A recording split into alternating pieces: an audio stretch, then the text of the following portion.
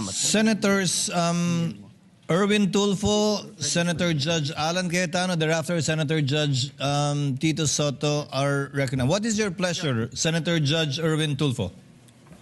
Mr. Presiding Officer, Senate President, ladies and gentlemen, this impeachment court was established to try the Vice President of the Republic. Ang punto ko po rito, kasi napapansin ko po ilang araw na nagagamit po natin ang impeachment court, ang oras po ng impeachment court sa pagpapaliwanag. Naintindihan ko po ang posisyon ng aking kaibigan, si Senador Robin Padilla, yung kanya pong frustrations.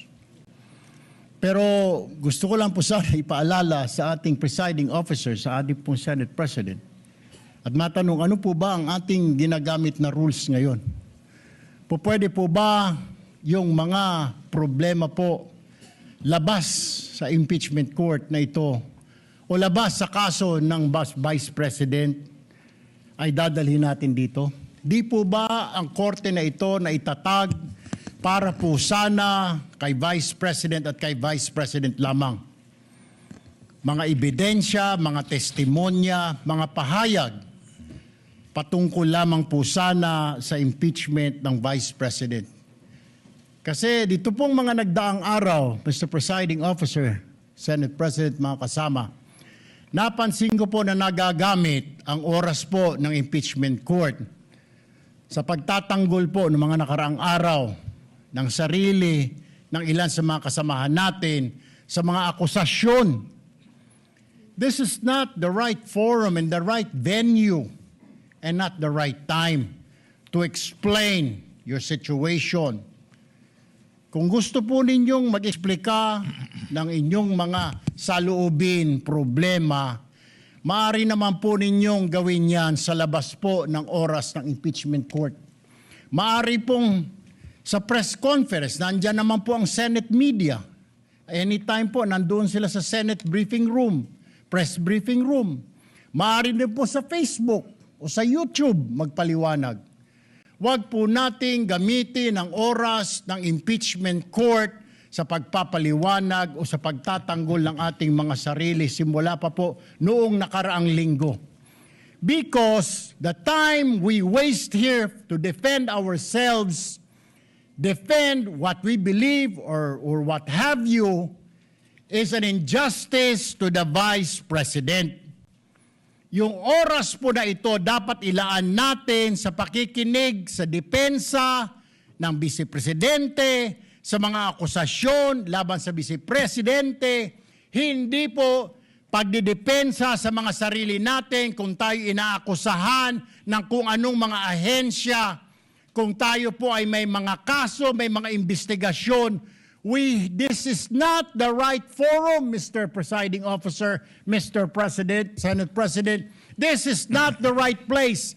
This court was established, was created, the impeachment court, for the Vice President and Vice President only. This should be her time. This should be her forum, not our forum here, na ilabas natin ang saloobin natin, mga sagot natin sa mga akusasyon, mga kaso laban sa atin. And this is not also the time, Mr. President, Mr. Presiding Officer, na hanapin yung mga kasama nating nawawala, nakakulong, dapat po doon sa Senado natin, sa sesyon natin, and not here in this court, Mr. Presiding Officer, Mr. Senate President. Kaya pakiusap lamang po sana sa ating mahal na presiding officer and Senate President, let us follow the rules. May rules ho tayo. Kung hindi naman ho patungkol sa Vice President na sasabihin natin, hindi naman po patungkol sa depensa o prosekusyon ng Vice Presidente natin, then wag na ho natin payagan na magsalita pa po dito because nasasayang. Because every minute, every hour that we waste away from the defense or from the prosecution of the case of the Vice President, it is injustice. It is called injustice to the Vice President, to her family, yung anguish, yung kanyang sama ng loob, yung oras na nakabinbin ang kaso na ito. Let us do this impeachment trial as quickly as possible. If we have to clear the Vice President, then let's clear her. If we have to prosecute, then prosecute her with the evidence kung meron.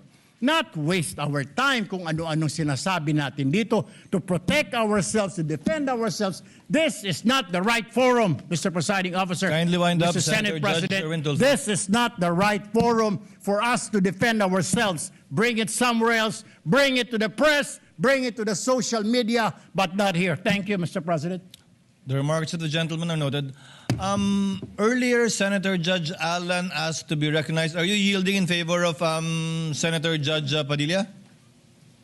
And thereafter, Senator Judge Soto. Thereafter, Senator Judge Thank you, Padilla Mr. before the Presiding chair Officer. makes a ruling on the matter. Yes, Senator Judge Alan Cayetano is recognized. Thank you. I'm happy. You may proceed, sir.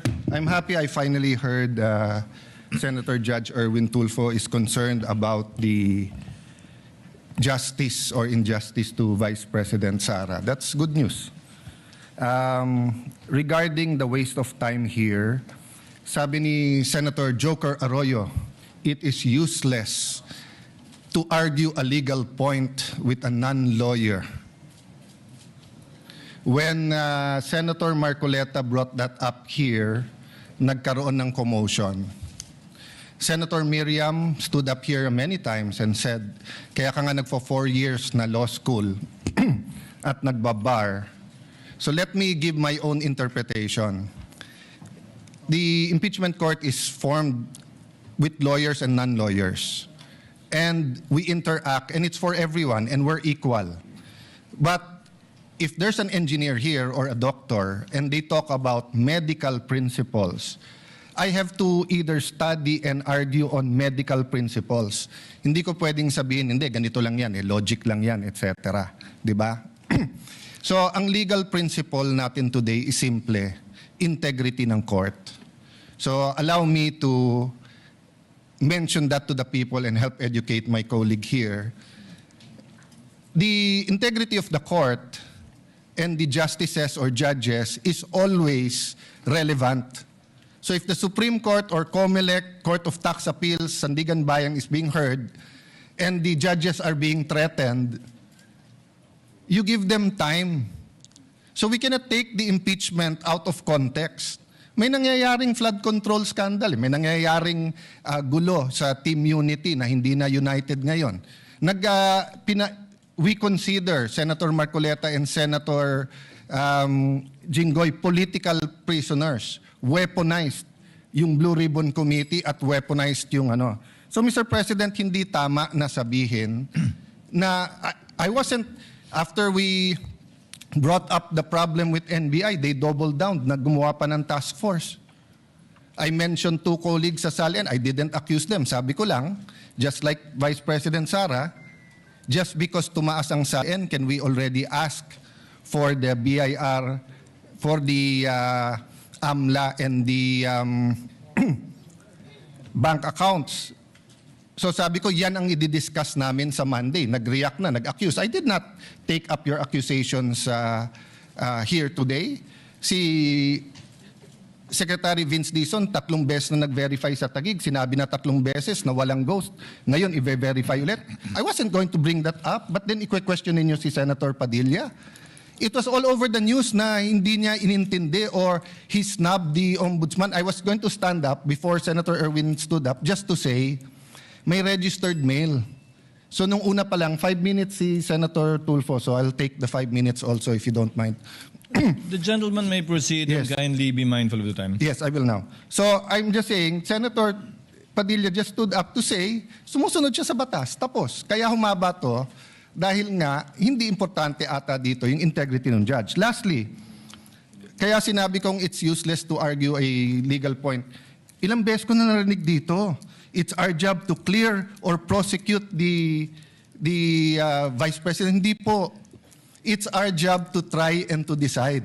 It's the prosecution's job to try to prosecute, and it's the defense job to convince us na wala. Our job is to try and to decide. And when you decide, you acquit or you convict. Why is that important? These are legal terms.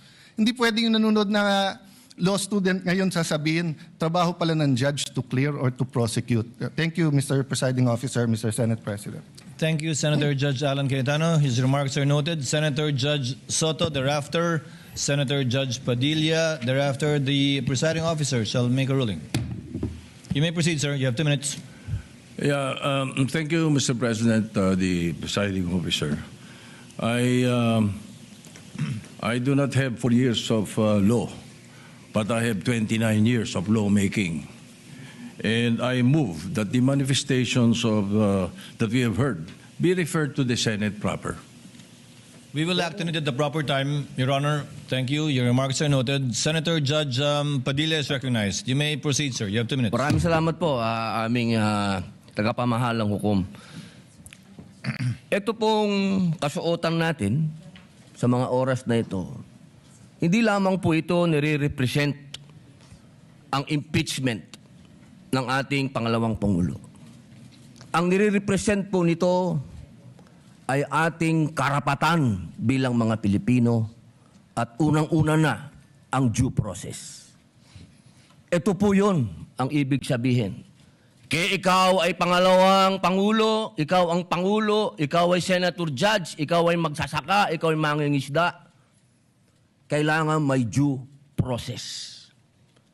Yung pong nangyari sa akin, na ako po ay nahusgahan na kaagad, bilang Senator Judge, ang pinaglalaban po natin, integridad ng korte na ito at ng mga Senator Judge. Kaya sana po wag nating kalimutan na ang bawat Pilipino ay may karapatan, lalong-lalo na sa usapin na ikaw, ako, sa oras na ito, ay Senator Judge. Yun lamang po, napakaiksi lang. Due process, mga mahal kong kaibigan, mga mahal kong kababayan, maging prosecution, maging defense, sa ating lahat, wag nating kalimutan, pantay-pantay tayo sa batas. Maraming salamat po. Senator Judge Pangilinan, what is your pleasure, sir? Yes, just a very quick manifestation, Mr. Presiding Officer. Earlier, former Senate President Soto moved that these matters be referred to the Senate. This is precedent, actually. During the Estrada impeachment trial, the father of Senator Cayetano, Alan, Senator Rene Cayetano, made a manifestation regarding a case that was supposedly being prepared, a criminal case to be filed against him.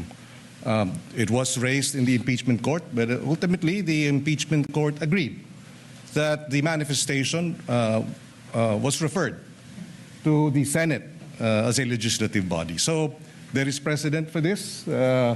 Yes, the court allowed then Senator Rene Cayetano to make his manifestation, but eventually it was resolved that the matter be referred to the Senate as a legislative body. So we share. We move for the previous. Yes, we move. We call for the previous question, Mr. President. Senator Judge Cayetano. I think the presiding officer ruled that we will take it up later on, but if Senator Judge Pangilinan will insist, then I have to object on a point of order.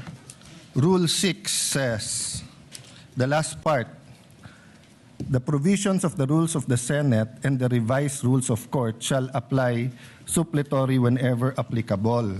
And in the rules of the Senate, whenever the senator feels threatened or anything happens, whether pinatayan ng aircon, whether may nakatutok na barel or sinaran ng pinto, he can rise on a point of personal and collective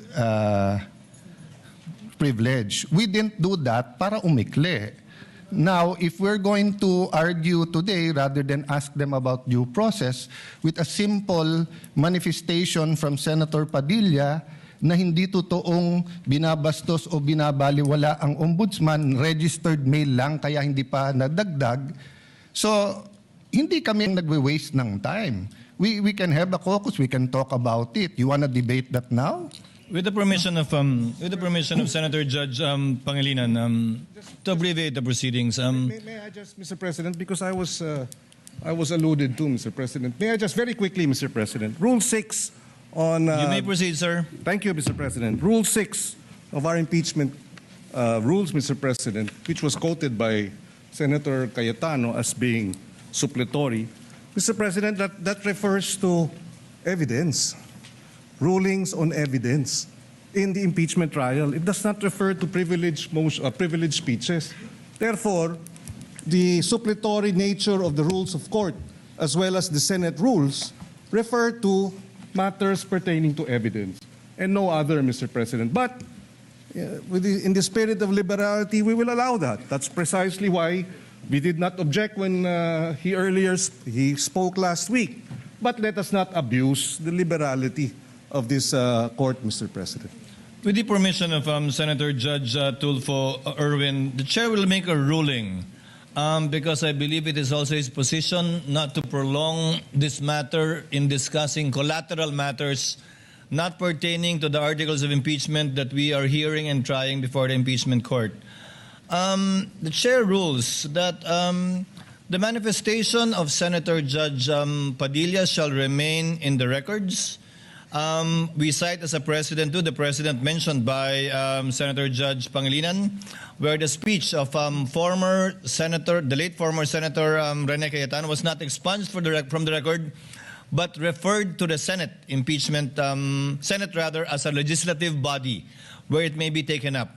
I ask the indulgence of the parties to this case. Wala po kasi kaming sesyon. Ito lang po ang pagkakataong nakakapagsalita at nagkikita-kita kami habang recess kami. Pero umaasa ako, within hearing distance of my colleagues, na kapag nag-resume na po ang Senado sa susunod na linggo matapos ang sona ng Pangulo, may pagkakataon na po ang bawat miyembro ng Senado bilang senador, hindi bilang senator judge, na mailabas yung mga hinaing o anumang nais nilang sabihin kaugnay sa anumang nagaganap o nangyayaring hindi tama sa kanila o ginagawa laban sa kanila. And that, I think, is the proper forum for us to ventilate, discuss, look into, and if necessary, investigate the allegations and or accusations against senator judges in their capacity likewise as senators. So ordered. Presiding Officer. What is the pleasure of Senator Judge? I will just manifest, I correct myself, it was stamped, not registered mail. And since I agree with the ruling, I will not anymore argue the other rule that correlates with Rule 6. Thank you. Thank you, sir. Noted that it was stamped. The Senate President, thereafter, Senator Judge Erwin Tulfo. Thank you, Mr. Presiding Officer. Hopefully we can move on after the manifestations of the gentlemen. Let me appreciate and thank the ruling of the Presiding Officer to refer the manifestations as well as the comments of our colleagues to the Senate acting as a legislative body. 8 days na lang po ay magko-convene na ang Senate at doon rin ho natin pag-uusapan itong mga mahalagang bagay na pag-usapan ho natin ngayon at kanina po ay narinig ko po yung komento ng ating kasamaan si Senator Robin Padilla at ito po yung mga bagay na dapat rin po nating talakayin pag nagbukas na po ang Senado in 1 week's time. So with the indulgence of our colleagues, importante ho yung oras ng trial sa mga darating na panahon. Nasabi ko nga nung mga ilang araw na mahaba pa yung ating dadaanan. No? Ito ay 7th day pa lang out of the 102 days na dadaanan ho natin. Kaya bawat oras, bawat segundo ay napakalaga. At nagpapasalamat po ako sa ating mga kasamahan dahil po sa kanilang masusing pag-participate ho dito sa ating impeachment. Pero dadating rin po tayo doon sa pagtatalakay nitong mahalagang issue pagbukas po ng Senado. Maraming salamat, Mr. Presiding Officer. Senator Judge Erwin Tulfo, briefly, sir, so that we can proceed to the matter on hand. Very quickly, Mr. Presiding Officer, can we start now, sir? I was about to, sir. Thank you, sir. We wasted 26 minutes for nothing. Thank you po. Proceeding now to the matter on hand. The presiding officer already made the ruling, referring it to the Senate as a legislative body, Senator Judge Soto. Without expunging it from the records, let it remain there. We will now proceed on the matter at hand. We now resume consideration of the prosecution's requests for the issuance of subpoenas duces tecum number 1 for the banks and the Anti-Money Laundering Council on the other, on one hand, and to the Bureau of Internal Revenue on the other. And as previously agreed and discussed, For your sake of the dust and the nasty smells, switch to the Pet Healer Tofu Cat Litter. It's totally eco-friendly, flushes down the toilet easily, and locks in odors instantly.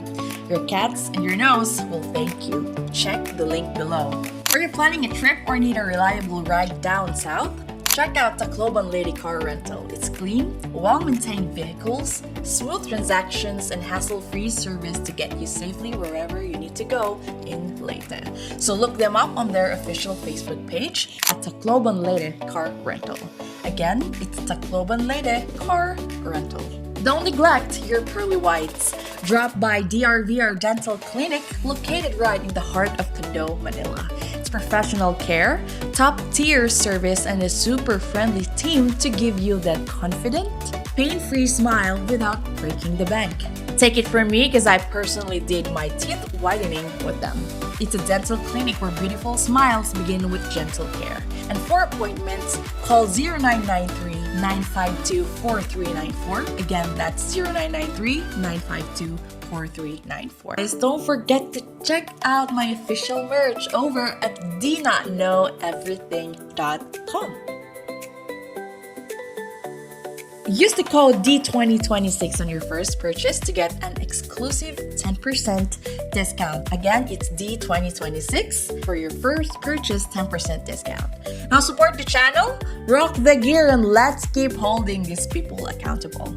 Until next time, guys, I'll see you in my next one. Goodbye.